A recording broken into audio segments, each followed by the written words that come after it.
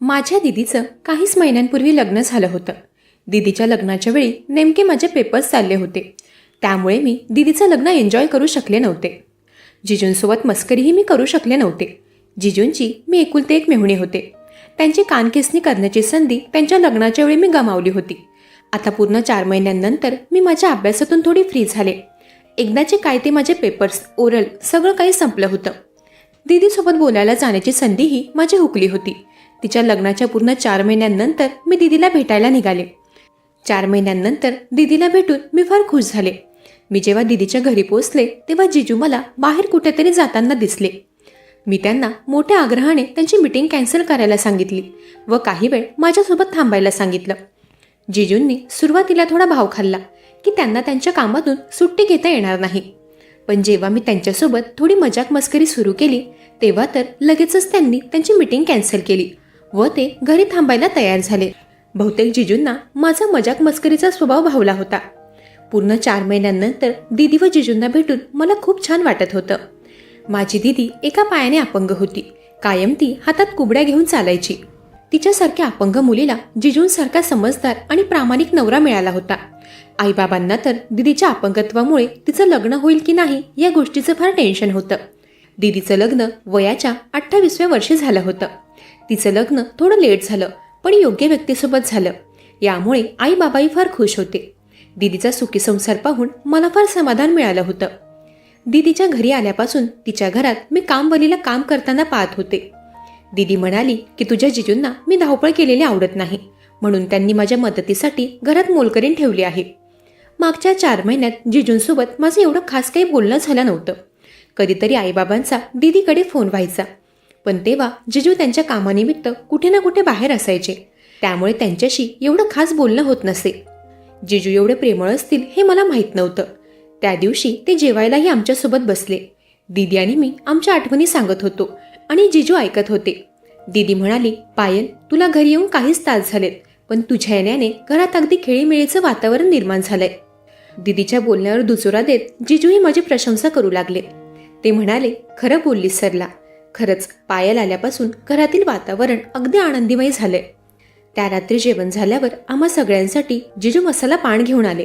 पान वगैरे मी खायचे नाही त्यामुळे मी ते खाल्लंही नव्हतं. थोडा वेळ बाहेर सगळ्यांसोबत गप्पा गोष्टी करून मी माझ्या खोलीत आले. दुसऱ्या दिवशी सकाळी मी 9 वाजता उठले. फ्रेश होऊन मी खोलीतून बाहेर पडले तेव्हा जिजू मला त्यांची बॅग घेऊन कुठेतरी जाताना दिसले. ती त्यांच्या ऑफिसची बॅग नव्हती. त्यांची ती ट्रॅव्हलर बॅग पाहून मी समजले होते की ते काही दिवसांकरता बाहेर गावी जात आहेत. मी पुन्हा एकदा त्यांना थांबवण्याचा प्रयत्न केला. मी म्हणाले, जिजू मला येऊन 1च दिवस झालाय. मेहुणीसोबत गप्पा गोष्टी करायचं सोडून तुम्ही लगेच कामासाठी निघालात. थोडा वेळ मेहुणीलाही द्या. त्यावर जिजू म्हणाले, पायल माझं फार महत्त्वाचं काम आहे. काम होताच मी लगेच घरी येईल. मलाही तुझ्यासोबत घरी थांबण्याची इच्छा आहे पण काय करणार. मी काम करेल तेव्हाच मी तुझ्या दीदीचं पोट भरू शकेल ना. जिजूंना असं वारंवार त्यांच्या कामासाठी जाताना थांबवणं मला योग्य वाटत नव्हतं. म्हणून मी त्यांना त्यांच्या कामाला जाण्यापासून पुन्हा अडवलं नाही. मी म्हणाले, जेवढ्या लवकर होईल तेवढ्या लवकरात लवकर घरी येण्याचा प्रयत्न करा. मला होकार देऊन जिजूंनी दीदीला त्यांच्या खोलीत त्यांच्या रुमालाची जोडी घ्यायला पाठवलं. दीदी मलाही तिच्यासोबत तिच्या खोलीत घेऊन गेली. आज जाताच ती वॉशरूममध्ये गेली व मला तिने कपाटात रुमाल शोधायला सांगितला. मी रुमाल शोधण्यात गुंग होते त्यामुळे त्या खोलीत कोण आलं यावर माझं लक्ष नव्हतं.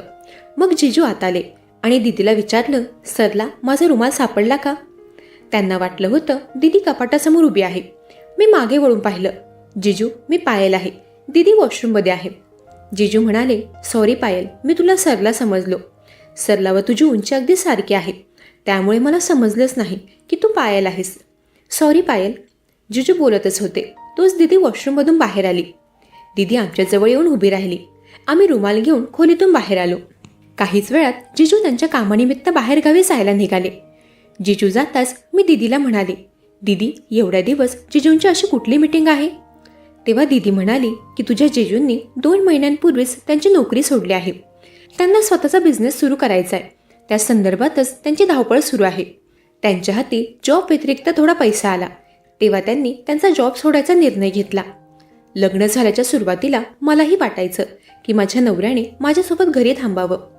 तेव्हा माझा हट्ट पाहून प्रशांतने मला समजावलं की पुढे आपलं भविष्य आहे आपल्याला मुलाबाळांचाही विचार करायचा आहे. आजकाल खर्च काही कमी नाहीत, त्यामुळे मला भरपूर अशी सेव्हिंग करणे गरजेचे आहे. त्याने समजवल्यापासून मी प्रशांतला कुठे जाताना अडवत नाही. तो सगळी काही धावपळ पैसा कमवण्यासाठी तर करतोय. दीदी व जिजूंच्या नात्यात चांगला समजूतदारपणा होता. बघता बघता जिजूंना बाहेरगावी जाऊन एक आठवडा उलटला. त्या आठवड्याभरात दीदीचं व जिजूंचं एवढं बोलणंही झालं नव्हतं. मी जिजूंना मेसेज केला की मी तुमची वाट बघते. जिजूंनी लवकरच येतो म्हणून रिप्लाय तर केला. पुढचे अजून 4 दिवस उलटले. पूर्ण 10 दिवसांनंतर जिजू घरी आले होते. घरी येताना ते माझ्यासाठी व दीदीसाठी छानसे कपडे घेऊन आले होते. जिजू घरी येताच मी पळतच जाऊन त्यांच्या हातून त्यांच्या बॅग्स घेतल्या व त्या खोलीत ठेवून आले. मी जिजूंना म्हणाले, मी इथे आहे तोपर्यंत मी तुम्हाला कुठे जाऊ देणार नाही. माझ्या बोलण्यावर होकार भरतच जिजूंनी माझ्या हातात माझ्यासाठी आणलेल्या कपड्यांचा बॉक्स दिला. तो बॉक्स घेऊन मी माझ्या खोलीत गेले. त्यांनी आणलेले कपडे तर फार छान होते. त्याच रात्री अचानकच वातावरण अगदी बदललं. वातावरणात एक वेगळाच गारवा निर्माण झाला होता. काहीच वेळात जोराचा पाऊस सुरू झाला. दीदीला व मला पाऊस फार आवडायचा.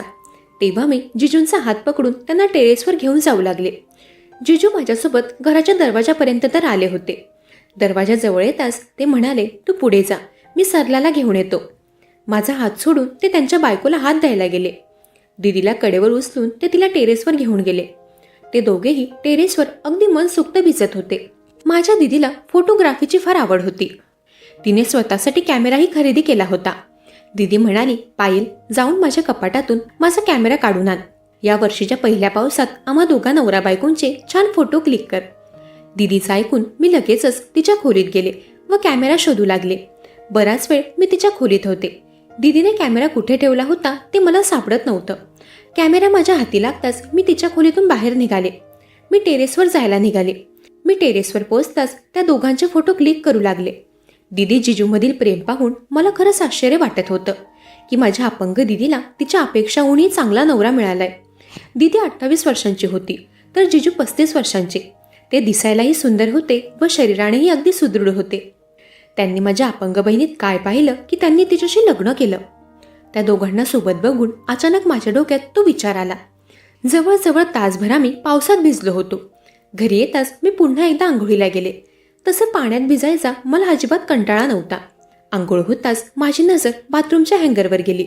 खाली हँगर पाहून मला लक्षात आलं की आत येताना मी सोबत टॉवेल घेऊनच नव्हते आले. तेव्हा मी दीदीला आवाज देऊ लागले. माझ्या आवाजाला दीदीने प्रतिसाद दिला आणि म्हणाली, पायल, 1 मिनिट, मी आत येऊ शकत नाही, मी प्रशांतला पाठवते. मग जिजू माझ्या खोलीत आले आणि दरवाजा बाहेरून त्यांनी टॉवेल बेडवर ठेवला. त्यांनी आत न येताच लगेचच खोलीतून बाहेर गेले. दुसऱ्या दिवशी जेव्हा मी माझा आवरून नाश्त्यासाठी बाहेर आले तेव्हा डायनिंग टेबलवर मला फक्त जिजू बसलेले दिसले. तिथे ते न्यूजपेपर वाचत होते. दीदी तिच्या कामवालीसोबत किचनमध्ये नाश्ता बनवत होती. मी डायनिंग टेबलवर जाऊन बसले. जिजू म्हणाले, पायल, तुम्हा दोन्ही बहिणींना खूप फोटो काढायला आवडतात ना, मला तुमचे काही फोटो पाठव. मी हसत म्हणाले, हो जिजू, आम्हाला फोटोग्राफी खूप आवडते. त्यांनी फोटो का मागितले होते कोणास ठाऊक, पण काही दिवसांनी मला काही गोष्टी विचित्र वाटू लागल्या. जिजू अनेकदा फोनवर बोलताना दिसत होते आणि कोणी आलं की ते लगेचच दुसऱ्या खोलीत जाऊन बोलायचे. दीदी म्हणाली की हे त्यांच्या बिझनेसचे फोन असतात, पण मला काहीतरी चुकीचं वाटत होतं. एकदा जिजू बाहेर गेले होते आणि त्यांचा एक फोन खोलीत विसरून गेले होते. तो फोन वाजला आणि स्क्रीनवर बायको असं दिसलं. मला धक्का बसला. मी दीदीला विचारलं, दीदी, जिजूंच्या फोनमध्ये तुझा नंबर कसा सेव्ह आहे? दीदीने सांगितलं की सरला म्हणून. पण या फोनमध्ये तर बायको म्हणून कोणीतरी दुसरी व्यक्ती होती. मला आता खात्री झाली की काहीतरी गडबड आहे. मी ठरवलं की मला जिजूंबद्दल अधिक माहिती मिळवायची आहे. त्या दिवशी जेव्हा जिजू बाहेर गेले होते तेव्हा मी दीदीच्या खोलीत साफसफाई करत होते. मला चुकून जिजूंच्या कपाटात एक बॅग दिसली. त्या बॅगेतून मोबाईल व्हायब्रेट होण्याचा आवाज येत होता. मी साधारण तो आवाज चेक करायला गेले. बॅग उघडताच मला 3 ते 4 मोबाईल दिसले. प्रत्येक मोबाईलमध्ये एक विशिष्ट नंबर होता जो बायको नावाने सेव्ह होता. याशिवाय मला काही बनावट कागदपत्र व वेगवेगळ्या महिलांसोबतचे लग्नाचे फोटोही दिसले. प्रत्येक फोटोंमध्ये जिजूंचं नाव वेगळं होतं. कधी प्रशांत, कधी राजेश, तर कधी विकास. हे पाहून मला खूप मोठा धक्का बसला. माझी दीदी एका फसवणूक करणाऱ्या माणसाच्या जाळ्यात अडकली होती. मला लगेचच समजलं की जिजू एक फ्रॉड व्यक्ती आहे जो अनेक महिलांना फसवतो. मी ठरवलं की मला दीदीला हे सत्य कळवायचं आहे. पण योग्य पद्धतीने पुरावे गोळा करायचे आहेत. मी त्या बॅगेतील सगळ्या गोष्टींचे फोटो माझ्या मोबाईलवर काढले. मी लगेचच दीदीला बोलावून तिला सगळं सांगायचं ठरवलं. पण मला काळजी होती की तिच्यावर याचा काय परिणाम होईल.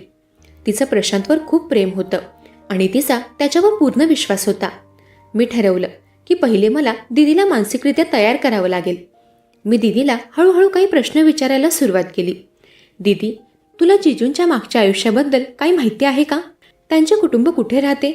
त्यांच्या मित्रांना तू भेटले आहेस का? दीदी म्हणाली की प्रशांतने मला सांगितलं होतं की त्याचे आई बाबा वारले आहेत आणि तो एकुलता एक मुलगा आहे. त्याला कुटुंब म्हणून आता फक्त ती आहे. हे ऐकून मला आणखीच खात्री झाली की प्रशांत खोटं बोलत आहे. मी दीदीला सगळं सत्य सांगण्याचा निर्णय घेतला. मी तिला माझ्या मोबाईलवरचे फोटो दाखवले. अनेक मोबाईल, बनावट कागदपत्र, वेगवेगळ्या महिलांसोबतचे लग्नाचे फोटो. सुरुवातीला दीदीला विश्वासच बसेना. ती म्हणाली की हे सगळं काहीतरी चूक आहे, प्रशांत असा नाही. पण जेव्हा मी तिला सगळे पुरावे दाखवले तेव्हा तिला सत्याचा सामना करावा लागला. दीदीच्या डोळ्यात अश्रू येऊ लागले. ती अगदी तुटून पडली. मला तिला सांभाळणं फार कठीण होतं, पण मला माहीत होतं की आता आपण काही करायला हवं. मी दीदीला समजावलं की आपल्याला पोलिसांकडे जायला हवं. सुरुवातीला ती तयार नव्हती, पण मी तिला समजावलं की फक्त तिच्यासाठीच नाही तर प्रशांतने फसवलेल्या इतर महिलांसाठीही आपल्याला पाऊल उचलायला हवं. आम्ही पोलिसांकडे गेलो आणि सगळे पुरावे सोबत घेऊन गेलो. पोलिसांनी प्रशांतची चौकशी सुरू केली.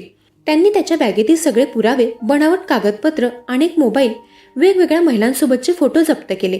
पोलिसांनी प्रशांतला अटक केली. त्याच्या बॅगेतील सगळे पुरावे, बनावट कागदपत्र, अनेक मोबाईल, वेगवेगळ्या महिलांसोबतचे फोटो, हे सगळं पोलिसांकडे सुपूर्द केलं. पोलिसांच्या तपासात समोर आलं की प्रशांत गेल्या 5 वर्षांपासून ही फसवणूक करत होता. त्याने सुमारे 15-20 महिलांना फसवलं होतं. काही महिलांकडून त्याने लाखो रुपये उकळले होते. काही महिलांना त्याने अत्यंत दुःखी परिस्थितीत सोडलं होतं. पोलिसांना त्याचा शोध गेल्या वर्षापासून होता, पण तो वेगवेगळी नावे वापरून पळून जात होता. कोर्टाने प्रशांतला 10 वर्षाच्या कठोर कारावासाची शिक्षा सुनावली. या व्यतिरिक्त त्याला भरीव दंडही भरावा लागला. तो दंड फसवलेल्या महिलांना परत करण्यात आला. दीदीला तिचा सगळा पैसा परत मिळाला. हा प्रकार संपल्यानंतर दीदी खूप दिवस दुःखी होती, पण हळूहळू तिने स्वतःला सावरलं. तिला समजलं की तिचं अपंगत्व तिची कमकुवतपणा नाही, तिची ताकद आहे. तिने या प्रसंगातून शिकून पुढे जाण्याचा निर्णय घेतला. दीदी आता एक NGO सोबत काम करते, जिथे ती अपंग महिलांना मदत करते. ती त्यांना आत्मविश्वासाने जगायला शिकवते.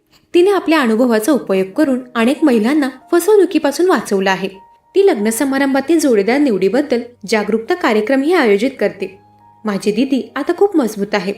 तिला आता माहीत आहे की तिची किंमत तिच्या शरीरावर नाही तर तिच्या मनाच्या ताकदीवर आहे. आणि मला अभिमान आहे की मी तिला योग्य वेळी मदत करू शकले. दीदीचं आयुष्य आता नव्याने सुरू झालं आहे. ती स्वतःच्या पायावर उभी राहायला शिकली आहे.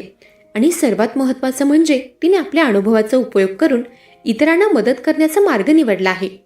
ती आता अपंग महिलांसाठी प्रेरणास्रोत बनली आहे. आज दीदी एक आदर्श बनली आहे अनेकांसाठी. तिची कहाणी सिद्ध करते की जीवनातील आव्हाने तुम्हाला तोडू शकत नाहीत, जर तुमची लढण्याची इच्छाशक्ती असेल तर. आणि सर्वात महत्त्वाचं, कुटुंबाचा आधार आणि योग्य वेळी घेतलेले निर्णय तुमचं आयुष्य बदलू शकतात. मंडळी, कशी वाटली कथा? ऐकत रहा मनाचे बोल.